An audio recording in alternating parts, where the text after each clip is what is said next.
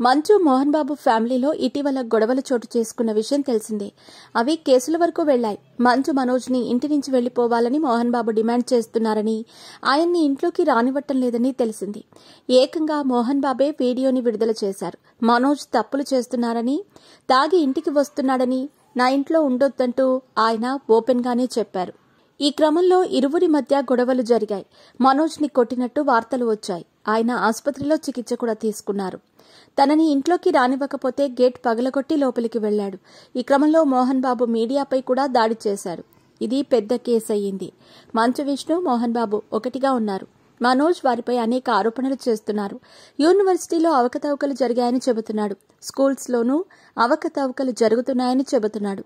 అటు ఏపీ, ఇటు Telangana CM, deputy సీఎంలకు కూడా ఈ విషయాన్ని ఫిర్యాదు చేశాడు.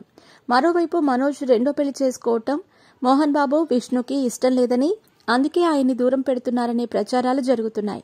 అయితే ఈ గొడవలు ఇటీవల సద్దుమణిగాయి. కానీ ఇప్పుడు మళ్లీ రాజుకుంటున్నాయి.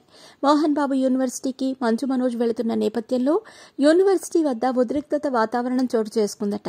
తన భార్య మౌనికారెడ్డితో కలిసి ర్యాలీగా యూనివర్సిటీకి వెళుతున్నారు మనోజ్. దీంతో యూనివర్సిటీ వద్ద పోలీసులు భారీగా మోహరించారట. అంతేకాదు, యూనివర్సిటీలోనే మోహన్ బాబు, విష్ణు కూడా ఉన్నారని తెలుస్తోంది. మంచు మనోజ్ రేణిగుంట ఎయిర్పోర్టుకి చేరుకున్నారు.